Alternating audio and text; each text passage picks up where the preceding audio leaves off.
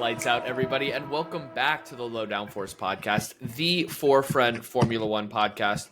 We have 2 times as many races, 2 times as many podiums to talk about, but again, you only have Josh and myself, half of the team.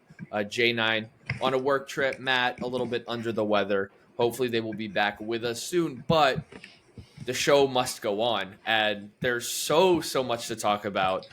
We've got, like I said, 2 races because it's a sprint weekend. We see Lando taking the sprint ahead of his teammate Oscar. You see the flip in the race. So you see Oscar taking the win over Lando. We got the Aussie kit celebrating the win, even though I'm a Ferrari fan. We got to celebrate Oscar. He's been having quite the season. He certainly has. Ferrari, they had a little bit to be excited about in the sprint. Lewis Hamilton rounded out the podium for the sprint race, making a good strategy call in a rare rainy session in Miami.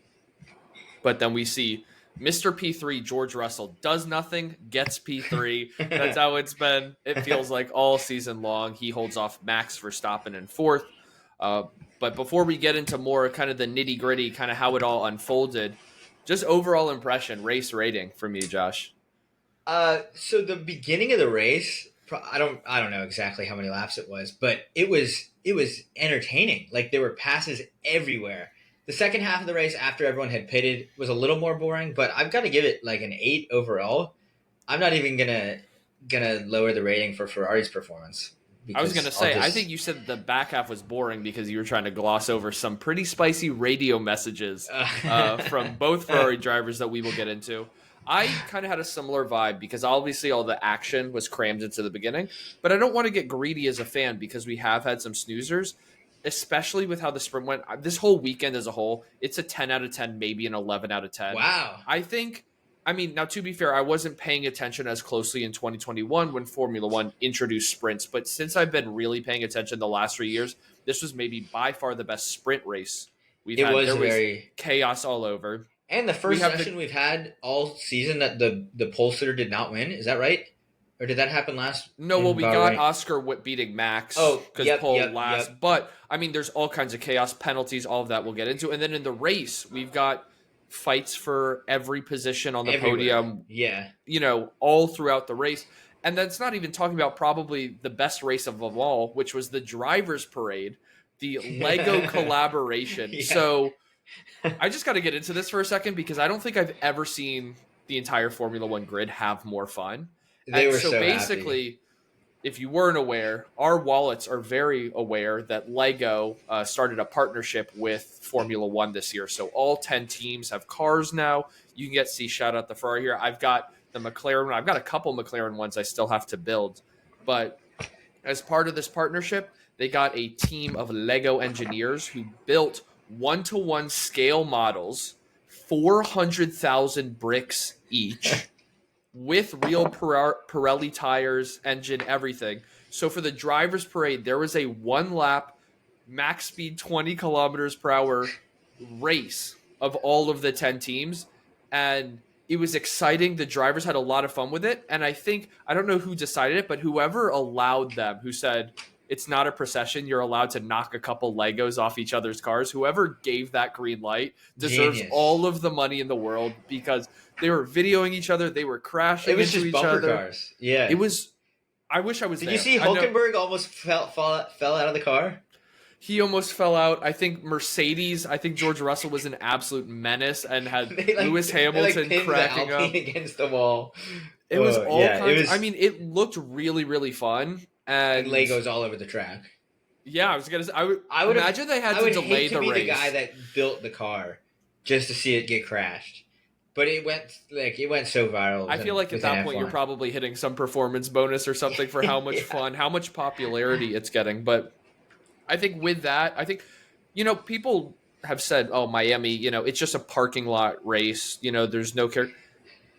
The on-track stuff delivered, the off-track stuff really delivered too. So I feel like this was probably the best race weekend as a whole we've had so far this season, which isn't necessarily, packed with competition. Obviously, you get the changing conditions in Australia to open the year, but this was up there for excitement all the way through. There was the threat of changing conditions, and in the sprint, we did have the changing conditions. Yeah, let's get right into it. Before we even talk about all of the Grand Prix action, there's just as much, if not more, in only the 19 lap version of the race.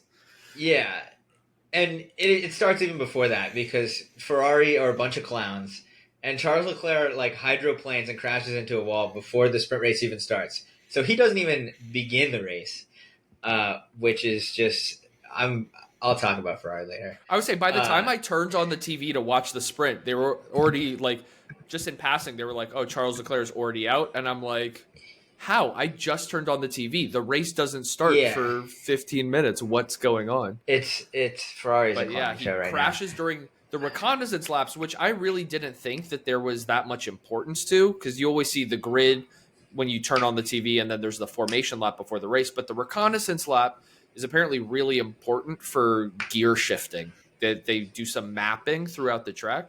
But yeah, Ferrari goes a little too quick on inters. Charles crashes an extra wet spot. Again, the sprint was the first rainy session we have ever gotten in Miami. And now, to be fair, Which is surprising. We've only been 4 years. Miami, it rains like every day for like an hour. Yeah, but it's the Sunshine State. It's got to be the Sunshine State. The Formula One pays for good weather, you know? Yeah, but then right as the race starts, Kimi Antonelli on pole, first time in his career, youngest pole ever, I think, even though it wasn't an actual Grand Prix. So I don't know if how that actually counts in the record any books. Race format, like starting P1 on the grid. So very exciting for him, especially with the cool race suits. But then he loses the lead immediately to Oscar Piastri, who takes over. Kimi falls back a few places. And then because of the changing conditions, drivers are pitting for slicks. Piastri pits before Lando, who was right behind him. So Lando jumps in the lead. And then Liam Lawson just goes... He's crashed literally in 50% of races he's been in this season. Well, he's been involved in some incident. It wasn't even just the pit Lando getting him, is in between Oscar pitting, most of the field pitting actually. Yeah. And Lando, who we've talked a lot this year, McLaren, one of their strengths is that they can make their tires last longer. So Lando's one of the deepest goers. And you said Lawson hits Alonso, brings out a yellow flag and safety car. And so Lando gets it's basically half the pit time difference that you save under those safety car conditions. And so Justin waiting to pit, he gets out just ahead of Oscar Piastri, and the race ends under the safety car because it's short sprint race, but there's only a few laps before the end. And I think there's actually something interesting that it's kind of something I hate about kind of the internet culture, the Reddit culture, if you will, of like Formula One fans and everybody being really opinionated, is everybody talking about how, Lando gets lucky with the safety car. And I think, don't get me wrong, there's luck here and there, but if Lando isn't so good with his tires, if he burns through the way other people do, if he's not hanging on the heels of Oscar Piastri, that sort of thing, then the safety car comes out and he's not in a position to capitalize on it. So there's luck, but luck typically... You make your own luck. Yeah, it favors people who put themselves in the right position for it. So he certainly benefits for that. So we see, I guess, back-to-back races for Lando in Miami where the safety car helps him kind of attain victory. And then the other thing of note in the sprint is the Verstappen-Antonelli incident in the pit lane. Oh my goodness. Whoever is working in the Red Bull pit crew is like, what were they? They weren't doing their job at all because Verstappen comes in, he pits, they release him. Right as they release him, the grid box in front of him is Kimi Antonelli, who's trying to pull in. And so Verstappen comes out because his team tells him to, and he runs right into the side of Antonelli. Antonelli luckily reacts so he doesn't kill his engineers. Yeah, I mean, and you can't fault Max, like, because he just went because his team told him to go. Like, there was a manual button that basically, you see it like in qualifying when they're sending cars out of the garage, you have to have a safe release. There's literally a penalty, which Max incurs here. I think it was a 10-second penalty for unsafe release. Kimi Antonelli, he's already, frustrated. He lost pole position of this race, which in those conditions with Oscar Piastri, we just saw how well he got Max down to turn one in the race previously. You thought there was a chance there. I mean, he full of adrenaline, probably full of steam for losing what could have been his first win in any Formula One format. if he's really committed to making this pit stop and he turns in, yeah, like you said, there is a lot of flying debris, potentially a flying car into standing mechanics, which would have Yeah. been horrendous. But I mean, this is like the textbook worst example of like what's an unsafe release. That's that. And you That. get Yeah. absolute collision. And because they're boxes, because the order of the garages is based on your constructors championship finish the year before, Mercedes and Red Bull are right next to each other. So because of that collision, Kimi Antonelli can't even pit that lap. He basically, already he's dropped positions in the race, and now he's effectively picked up damage and had to do a drive-through penalty with no fault of his own. Has to come in and I think pit like the following lap, but Yeah. it's brutal. Yeah. At It least was. It was he tough. somehow, with all of this being said, he still gets into the points because, Yep. and it doesn't feel that way, but there's a lot of penalties dished out after the checkered flag because of different infringements, different safety violations. Yeah, we mentioned the Verstappen penalty. Ollie Behrman also got an unsafe release. Liam Lawson got a penalty for his crash with Alonso, and Alex Albon, who's also in the points, got a penalty for not staying above the minimum time behind the safety car. So I He was think being that was too all. safe. Yeah, he was being too safe. Uh, so yeah, just all around, kind of a hectic sprint, which is kind of what you want to see in the sprints. I think, I mean, I know the drivers still don't treat it the same. Like you could hear in like Lando and Oscar's kind of interviews after the sprint, like, they're like, okay, yeah, but I really care about qualifying later today. I really care about the Grand Prix. Obviously, 3 times the points, all of that stuff. But if you want any hope of creating legitimacy of the sprint races, they have to be competitive, they have to be interesting, they have to be compelling, and we don't always get that. But like I said earlier, I think this is the best example of what you can get in a sprint. Yeah, and I think it's what F1 had in mind when they introduced the sprint a handful of years ago. But it's also, I feel like, in part due to the weather. Like, if there was no rain and people didn't have to pit stop, I feel like it would be pretty boring. But maybe not, because the race didn't have any rain, and that was not boring.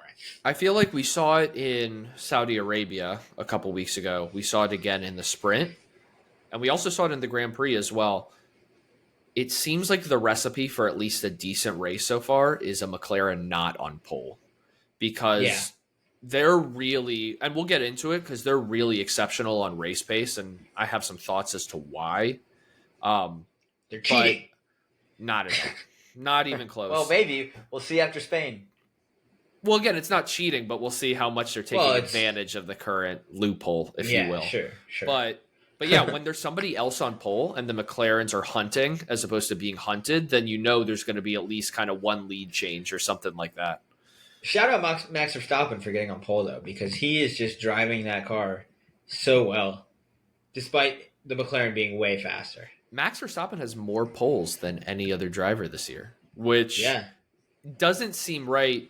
I mean, he's still holding on to third in the drivers' championship, but I don't think anybody is fooling themselves that Red Bull is anywhere close to some of Well, the other competitors. and it might be that McLaren is setting their car up more for the race pace versus the one lap qualifying, and and Red Bull is probably doing the opposite because they know their chance to win the race is probably on Saturday. But like Piastri, his Q2 time was faster than his Q3 time, so like he just didn't have. He started in fourth, but he just didn't have a great session They relative all to. nobody really had a perfect lap around here in Yeah, qualifying, but as we're getting into the qualifying, as we're getting into the Grand Prix, we mentioned all of those penalties. So just running through it real quick, I mentioned the podium already from the sprint being Lando, Oscar, Lewis, George Russell right behind him, Lance Stroll in fifth, picking up more points. Still has 100% of Aston Martin's points this year.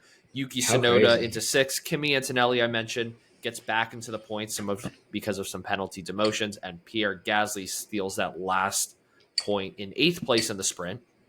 And then talking about where it matters, we talked about Oscar, Lando, George Russell, that podium. Max Verstappen was fighting George Russell right at the end for the back half of the race, but couldn't sneak onto the podium. Alexander Albon, fifth, his second P5 this year. We'll talk definitely more about him because he is having one of his best years in Formula One. Well deserved. Kimi Antonelli, who also had great qualifying, wound up in sixth. The the Ferraris. We're definitely going to talk about them. Charles ahead of Lewis, Carlos Sainz and the other William in ninth, and with a 5-second penalty, just stealing the last place position Yuki Tsunoda by just over a tenth of a second once those 5 seconds were applied. But we kind of hinted at it already. We had Max Verstappen on pole, not a McLaren. And so we had the McLarens hunting. And I think it's very interesting because Lando, by the end of lap one, drops from P2 to P6. But I don't think it's in the same way as last year. He was getting criticized for having bad starts. He almost had such a good start, and Max had one little slip up that it almost caused more problems for Lando because Max runs a little deep and Lando cuts in a way. He gets alongside but not past. Max has the space, pushes him wide, but right on the edge of what's acceptable. It's very acceptable. It's just hard racing. No. Especially lap one, you get a little leeway. Like, Lando was complaining about it. Max would complain about it if he was on the other end of the same thing. Definitely. I think part of it also you have to accept is because we got the rain, because we also had rain on Sunday, just not during the race, is there were this is a street track. You have to rubber it in, and every time it rains, the rubber gets washed away. And so you actually see when Max is shuffling Lando wide, he also loses the car just a tiny bit. Lando has two options, drive into the wall or back off a little bit. Rejoining the track, he falls back. But at the end of the day, he, within the first, third to a half of the race, is already back up in P2. At that point, it's too late because Oscar has gotten ahead of Max and a little bit easier than Lando. And to Max's credit, Max is always going to fight for the maximum in that car. His defense was phenomenal, and Oscar was just able to figure it out a little bit better than Lando was, which ultimately set the gap that brought home the rest of the race. But I mean, it's just you saw it with Oscar Piastri on Kimi Antonelli in the sprint. You saw it with Lando on Max, who, if Max gets a better start, Lando probably stays in P2 without going alongside. But the McLarens are getting better starts this year than they were last year, which they had even said was a car issue last year, getting into kind of the second phase without too much wheel spin, getting up to that top speed as quick as possible. But the other kind of race decider, if you will, Jack Doohan gets pinched out in the first turn by Liam Lawson. Liam Lawson more at fault. Doohan picks up the puncture immediately, can't even finish the lap and has to retire. Liam Lawson, much later in the race after the halfway point, winds up retiring with all the damage. I think there was a lot of radio messages early on saying, there might be rain in the first 10, 20 laps. And then once that didn't happen, then the race kind of settled out a little bit more. But I mean, you had Oscar fighting through at the beginning and then taking the lead phenomenally. You had Lando, who just as well, it took him a fraction of the race to regain all that he had lost. And I mean, other than that, you've got really the other significance. We talked about the safety car helping Lando in the first race. You get some interesting pit stop strategies because Ollie Behrman blows a nice fireball out of the back of his car. He has an engine failure, a pretty brutal one. So he has to stop his car alongside the road, which brings out a virtual safety car. A lot of the drivers pit under that. That's how George Russell actually jumps Max Verstappen kind of on track through the pit stops, and that's how he hangs on to P3 in the podium. And then less significance but similar effect, Gabriel Bortoleto also brings out a safety car, a virtual safety car as well, with an engine failure as well. So we get 2 crash-related DNFs, we get 2 mechanical failure-related DNFs. And like you said, there's a lot of energy at the front, but I want to talk with you, Ferrari fan. There was some heat on the airwaves. Lewis Hamilton stuck behind Charles, wanting team orders. Yeah, so Lewis started in 12th, Charles started in 8th. So Lewis, for the majority of the race, was behind Charles. Just based on strategy, when everyone pitted, Lewis was on mediums, Charles was ahead on hards, and Lewis had the pace. He wanted to go through, but the team was like, no, just sit it out. Hamilton was like, this is not good teamwork, He guys. got pissed. He said, what's taking you so long to figure it out? Why don't you take a tea break while you're at it? Yeah. Which I think the Italians probably prefer cappuccinos, but I mean, Lewis is British, so can you blame him? They finally give the team orders, and by the time they give the team orders, The mediums that Hamilton is on are falling out of the window. The hards that Leclerc is on is getting into the window. So Hamilton can't really catch up on Antonelli ahead.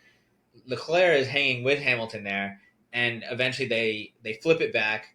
Then they tell Hamilton Sainz is like 1 point whatever seconds behind, and he's like, "Do you want me to let him by too?" And He Lewis was angry. and I think a lot of it It's just stems horrible for strategy. I would say it. Well, I mean, they kind of screwed each other because Lewis. I mean, bad qualifying screwed them both. I think all of this stems right from Ferrari is finishing this race P7, P8 much lower than they want to be, and so I think there's just frustration to begin with. But Lewis not making Q3, he starts on hards while most of the front runners are on mediums. So they have alternate strategies, and then they kind of. I don't think they're catching Kimi Antonelli at the end, realistically. Maybe. No, I mean, but they kind of shot themselves in the foot and threw away any possible chance of it by it was kind of horrible. burning the mediums, and then when Charles's hards came alive, kind of having the inverse happen. They barely kept Carlos Sainz behind him, which I'm frustrated about because my hot take would have come through if Carlos Sainz finishes ahead of one of those Ferraris, which Carlos Sainz kind of got screwed out when the virtual safety car ended right in a DRS zone. Both Ferraris jumped him in a single move. He almost got Lewis back on the last lap and just decided to just drive right into the side of him, but they're both able to finish the race. Positions stay the same. I think, they're hugging after the race. Like, I think it was just the type of thing you go for it on the last lap. It was neither here nor there. Nothing really changed from it. But, I mean, the other real thing, and I'm loving this as a McLaren fan, it's kind of why I want to talk about them a little bit more, is Oscar Piastri finishes 4.5 seconds ahead of Lando Norris. And then Lando Norris finishes 33 seconds ahead of George Russell in third. I mean, the McLarens were dominant. By the time, there's obviously the in-lap, after the race. The McLaren drivers were out of the car getting weighed, and in the background of the screen, then you see George Russell pull into the pits to do the same. Like, they were that far ahead. And as a McLaren fan, I'm loving it. As a neutral fan, I would say expect more of the same. And I think Miami perfectly captured why McLaren is about to be so dominant. Formula One, we're about to get to Imola in a couple weeks, which is the kickoff of what they call the European summer.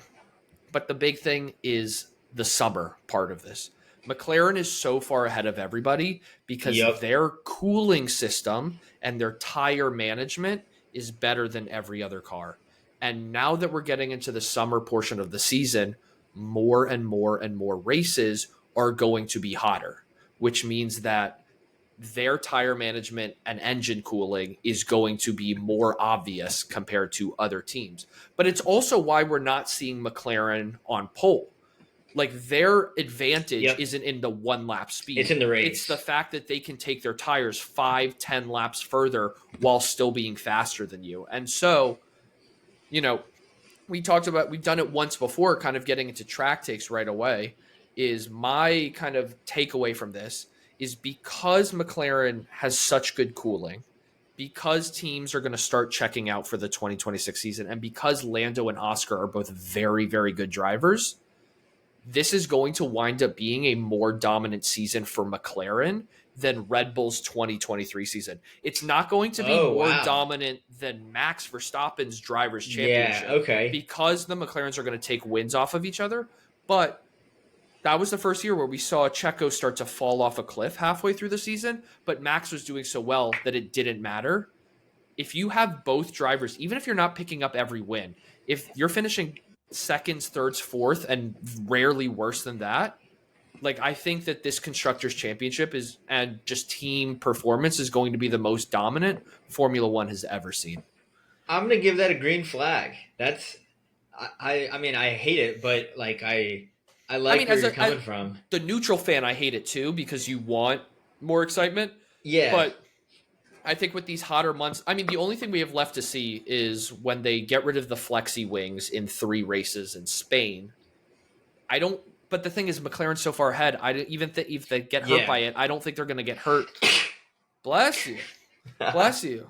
I mean, he's already getting ill looking at Ferrari week in and Yeah, week oh my out. You god. hate to see it, but Well, I mean, McLaren was literally lapping 7/10 of a second faster than anybody yes. else this race.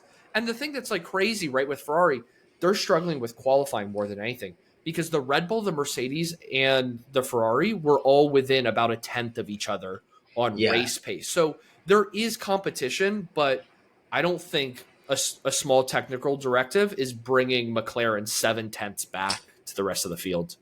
No, I think you're spot on there. It's funny that that was your take because I was thinking about doing a season long one also. And mine is that Ferrari should just quit 2025. Move on to 26. This year's car sucks. It's not going to get any better. They've talked about minor upgrades, but like it's just not worth doing. Like we're not going anywhere this year.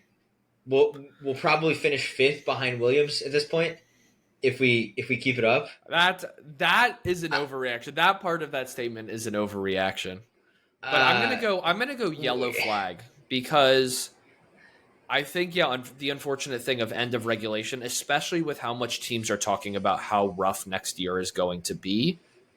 But that's also not to discount the fact that all the teams are already to some extent working on next year's yeah, cars. You know, the people working on developing the new engine are not necessarily the same aerodynamicists who are trying to bring upgrades to this car. The only reason I'm yellow flagging is I think that I think everybody, all 9 teams not named McLaren, are in full realization that McLaren is probably running away with both championships. And I mean, McLaren has the perfect storm. They have 2 great yeah. drivers and the best car, and you're never going to lose in that situation. But I think after that, it gets a little murkier. Like I don't think it's so murky like you're saying, where Williams is going to pass Ferrari. But I think if we're. Williams wants to commit to this season, they easily can. I mean, we all have to wait and see, right? You know who checks out when, but we're only a quarter of the way into the season, and That's true. This is where McLaren took over last season, so I guess there is exactly like still Zach Brown, the CEO of McLaren, even said in the post race, he said, "Listen," and obviously the circumstances with the regulations make this year a little different, but he said, "You know, we can't relax. This was the race last year. We were third in the championship, and by the end of the year, they won the constructors. Red Bull was leading the constructors and wound up finishing in third. McLaren has at least proven to everybody that a single year is enough time to like really change your fortunes. But what I was yeah. getting at is McLaren's off in the distance, but I think Ferrari can still see with an improvement or two, they could run away with second. Like there's not It's that much possible. between what I would say second and fourth. So Red Bull, Mercedes, and Ferrari. Especially because I just said, they were all lapping within a tenth of each other. Ferrari has talked about having major upgrades coming in Spain in 3 races' time, which could change their fortunes. Again, I don't think anything is really closing the gap to McLaren within the season, but it's not like Red Bull is phenomenal. I mean, Yuki's doing better than Liam Lawson, but he's not scoring big points. I mean, Mercedes has been relatively consistent, but by no means, running away with weekends.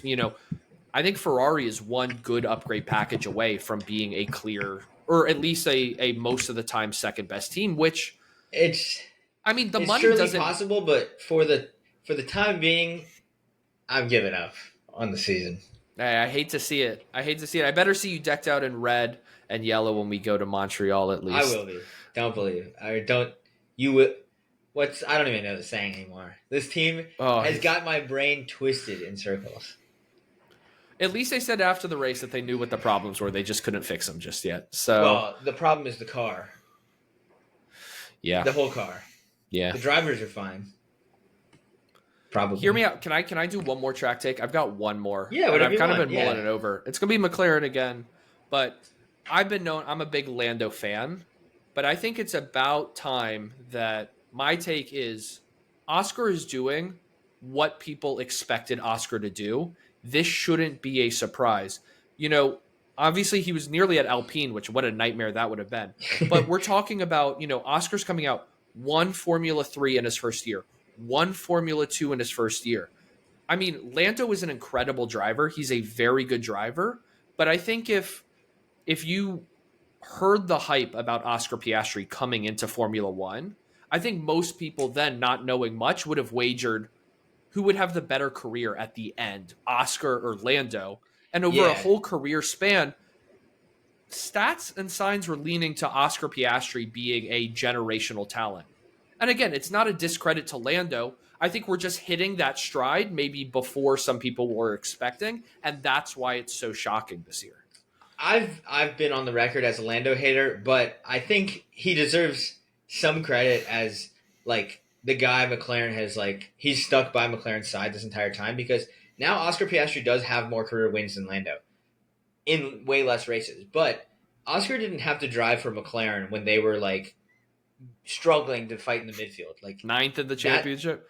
yeah, I would say like, I think Lando will be. went through it, and I think he deserves credit for like being the team guy, sticking with the project, and now he's reaping the rewards of being in a really good car and I think having if a lot Oscar, of fun winning races. I think if Oscar goes on to win the drivers' championship, I think a lot of people will look back on last year as Lando carrying the team kind of finally out of the hole, and then Yeah. Oscar really taking it over and running with it. But if I'm not mistaken, Lando Norris at the end of the season, assuming he is healthy, for all of the races, I think by the end of the season, he becomes the McLaren driver with the most races driven for McLaren, which as Okay. one of the most historic Formula One teams, Yeah. like I think as an American sports fan, we love our heroes. Us from Atlanta, Chipper Jones with the Braves. I mean, whole career with us, we loved him to pieces. Like you don't get that in Formula One so much because people are chasing different engines. Hey, he different said he teams, wants to drive for different Ferrari at cars. the end of his career. Who doesn't? Who Exactly. doesn't? I mean, we're seeing But Lewis doing the same thing. and I think Lando is going to get to a point where he's happy to be in the best car, even if he's the second driver, if that makes sense. I think it's also in fairness, we're a quarter of the way into the season, and he's okay. His mistakes right now are he's finished top 4 or better every single race this year. Like if he does find his groove, it's only going to take him a couple races, and he's all of a sudden right back in it. So there's still so much season to go. And I thought that this weekend also showed some of his improvement, but hey, as a McLaren fan, we eaten good because 2 great drivers with this car is looking dominant. Yeah. You want to go straight to top of five? It's a lot better when dominance is your team, I mean, you wouldn't know as a Ferrari fan, but hey, we'll get there. We'll get there. But yeah, as you were hinting, let's get right into the top and flop. We've already shouted out a lot of people, but you might as well go first. I think you're going to have the same one written down as me, and it's got to be Williams, right? Like I went Alex Albon specifically, but you get into it. Okay, yeah. I mean, they just had an incredible weekend. Like they were the third or the fourth best team this weekend. Like pretty. I mean, if you want to, they maybe were the third best team this weekend. Like they were fighting. Alex was fighting for a podium almost. Like they just had a great weekend all around. I thought. Yeah. I mean, you're spot on. I mean, obviously, Alex Albon was the better performer because Carlos has a late, meaningless but unfortunate crash at the end of the sprint. Yeah. And then picks up some damage that puts him in 9th in the race, still point scoring. But, I mean, yeah, this wasn't like Williams is fast on the straight somewhere and they just, like Ferrari, there was no situation where Ferrari was catching Alex Albon today. Like, he was just... Yeah. Or not and today, Sainz but in the race. Caught the Ferraris. And Ferrari was just slower than Williams. And I mean, I know there's the penalty that that took Alex Albon out of the points, but it's going too slow behind the safety car. Like, I don't think there was anything, like he wasn't getting passed or like he didn't get passed on track and, because of that or anything like if he keeps his car in the safety thing, he's finishing 4th in the sprint, which I think on merit is what he deserved. Like, yeah, I think that penalty didn't really affect his outcome per se, like before obviously the penalty time is applied, but he would have had a 4th in the sprint and a 5th in the race, which is insane for a team like Williams. It's so rare now. I mean, even in the cost cap era though, it's still hard to see the midfield teams challenging the big 4 because it's, I mean, the driver salaries, the drivers they can sign are bigger. The engineers they can hire are bigger. The pit stop crew is better. All of that just creates these well-oiled machines that it's hard to kind of find the cracks. But I mean, Alex Albon, 6 races in, a quarter of the year in, has 30 points, which is his most in any season, excluding his stint with Red Bull at the beginning of his career. This is already his best Williams season, and we're a Yeah. quarter of the way in. I mean, he said Carlos Sainz has picked up points too. I think they're at 35 points, if I'm not mistaken, 35 or 37 on the year. I think Williams has a chance to go over 100 points. I oh mean, yeah, averages would say, and especially, if all of the midfield teams start giving up, Williams is already the best of the midfield team. So if yep. everybody stays status quo, they're going to stay there. But even if it's as simple as Carlos Sainz is giving better feedback to the team and he's making Alex Albon realize that he's got to push a little harder because he's got a good teammate now, Alex Albon is stepping up, and it's only a matter of time before Carlos Sainz gets fully to grips with this car. And Alex has said, like, Carlos coming to the team has motivated Alex to be a better driver. So I mean, that's absolutely spot on. And I mean, James Vowles, their team principal, has even said that even as well as they're doing this year, their focus is 2026 more or less already. And so it makes me excited, especially with the rumors that Mercedes has far and away the best engine for next year, that Williams might actually be one of the top teams. They certainly have the lineup to do it. They certainly are trending in the right direction. But I think I want to leave it on this. Alex Albon said something funny after the race. He said, I think it's the first time I saw Max Verstappen finish the race, and that includes when he was his teammate and they were in the same car back in like 2019, 2020. Yeah. But yeah, I mean, I don't think Williams can be doing any better than this. I mean, okay, yeah, there's a point here, a point perfect. There, but like they're ahead of all of the teams they're ahead of more teams than people expected them to be ahead of, and they're only behind the teams that that nobody was putting them in the same sentence as. So they are best of the rest, and it's not even that close, especially Haas right behind them is kind of flip-flopping race in, race out. But we got to get into the flops. I know we've talked about it already. I have to go Ferrari. I wanted to go Liam Lawson, but I've been such a Liam Lawson hater that I thought about Liam. I was just saying I'll give him a break because I think it's understood at this point that, I mean, he has crashed in 50% of the races this year, but Ferrari, I mean, we talked about the radio messages. It's not just that Ferrari is not doing as they're expecting to do. It's just some of the famous, oh, silly Ferrari moments are coming out. The Charles hydroplaning half an hour before the sprint race and not competing. The radio messages that are getting clipped and posted all over the internet because you're telling their team to do tea time, or should I let a competitor through? And obviously it's heat of the moment stuff. And obviously it all stems from Ferrari is not where they want to be or should be. I mean, Ferrari was one or two kind of on-track performances last year away from winning the Constructors' Championship.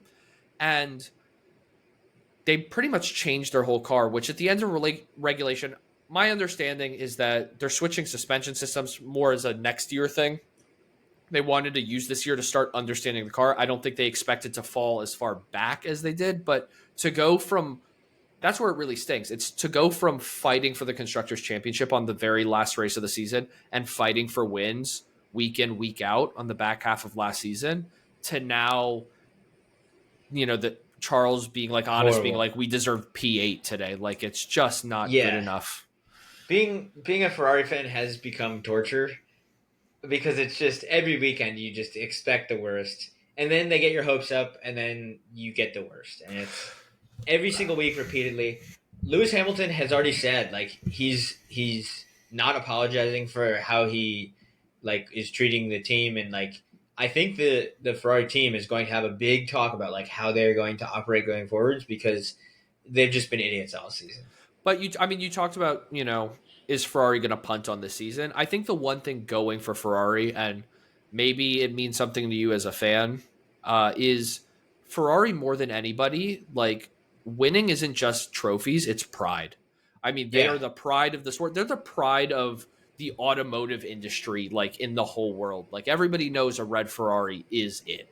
And so the Ferraris, I don't think, like, even if they start, diverting more resources, Ferrari's never going to throw in the towel.